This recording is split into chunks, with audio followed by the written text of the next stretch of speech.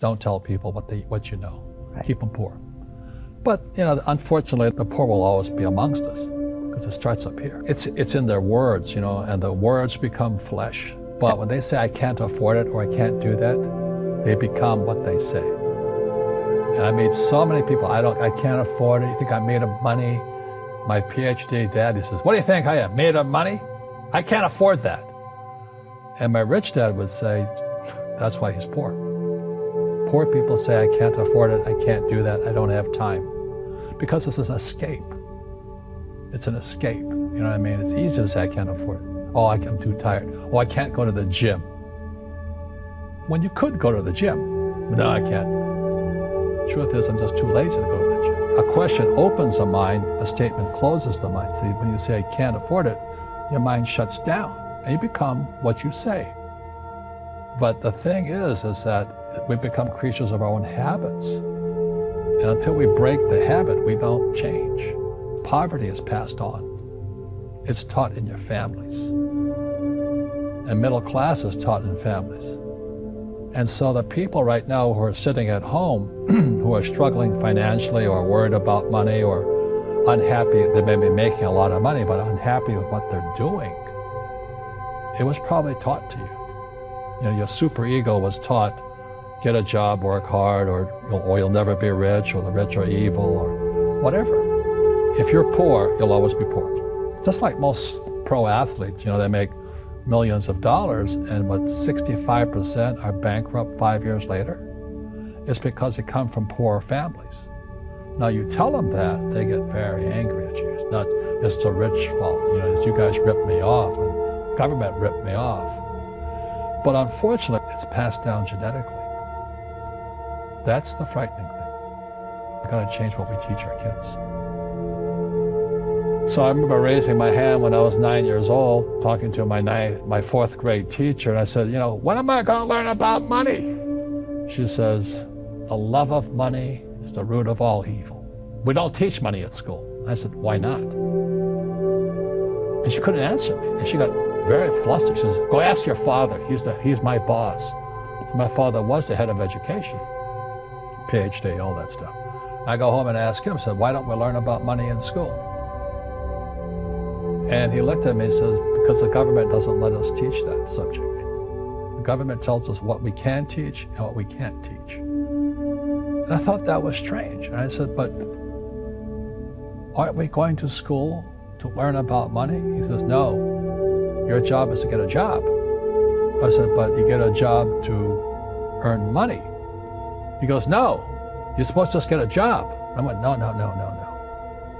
Isn't the purpose of a job to earn money? He goes, you're correct. I said, so why don't we just learn about money? I can skip the job part, And he got flustered and he said, look, if you want to learn about money, why don't you ask your best friend's father about money? So I asked him. He says, because Mike's father is an entrepreneur. And I said, what are you? He says, I'm an employee. I'm a government employee. And I went, oh, what's the difference? He says, the difference is an entrepreneur must know about money, or then they're no longer entrepreneurs. And he says an employee doesn't have to know anything about money, because the government will take care of them, the company will take care of them. Money on one condition. And that condition was he would never pay me. He says, the moment I pay you, you think like an employee. He says, that's the trap. Entrepreneurs work for free. And now I'm 9 years old, my head's going cracking in half. He says, you never want a paycheck. You understand that, kid? I said, okay, I got it. And he said, well, how do I make money? He says, that's what entrepreneurs figure out. It's like a cat, which comes first, a cat or the cat chasing its tail. And I said, so how do I learn about money? So he would just break out a Monopoly game board. So I would work for free. I'd pick up cigarette butts and get hotels and restaurants, and I would clean and do menial tasks. And as I got older, I started getting into office work and marketing and accounting, and I was an apprentice basically, but I always worked for free. He says that the moment you accept a paycheck, your brain goes dead. As long as you're hungry, you'll think.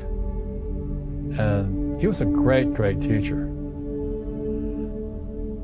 You see, most teachers in school They're out of ethics. They teach subjects they themselves don't practice. A fake teacher is somebody who just wants a job and they'll teach anything. They teach how to shine shoes if you pay them more money. But they really don't know what they're teaching. For example, my calculus teacher, went to military school in New York, and I asked the teacher, I said, I'm in my third year of calculus now. I said, am I ever going to use this stuff? He goes, no.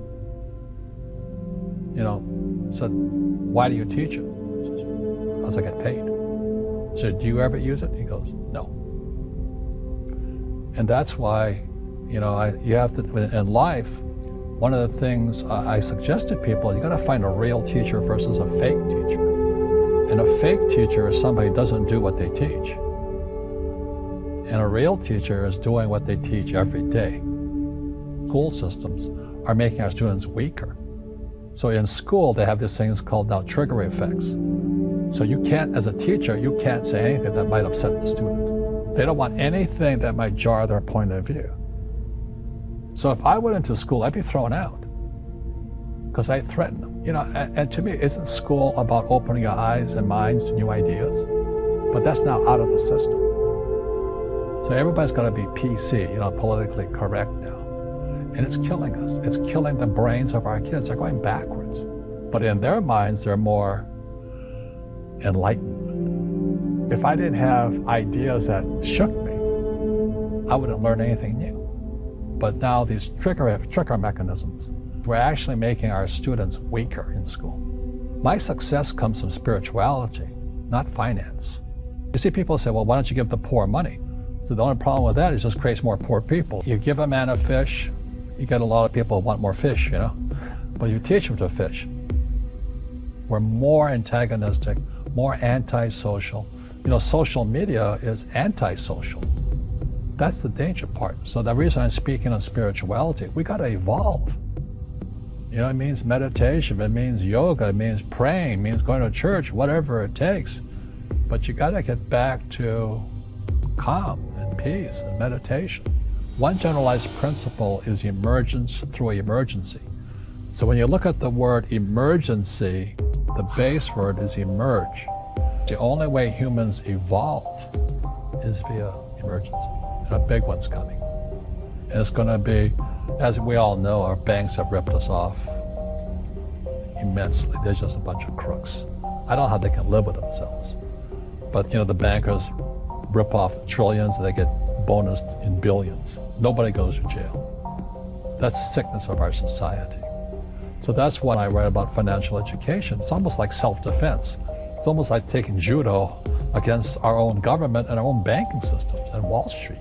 People who are afraid of making mistakes, like they teach in school, they don't ever grow.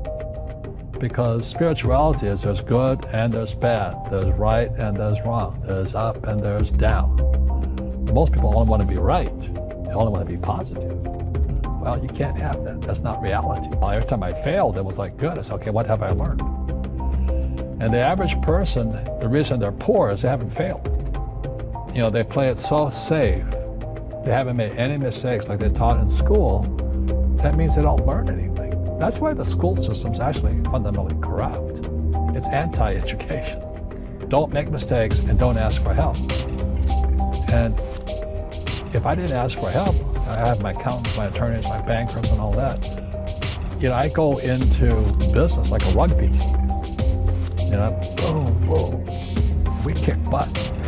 But the average guy is standing there, oh, I'm an A student, I'm going to do this all on myself. And a bunch of rugby players run you over. You go, well, they're not playing fair. You're playing stupid. You should have a team. You should have accountants, attorneys, and bankers and all that stuff. But that's not the game I want to play. I said, then don't play the game. So what I say to young people is, you find your game.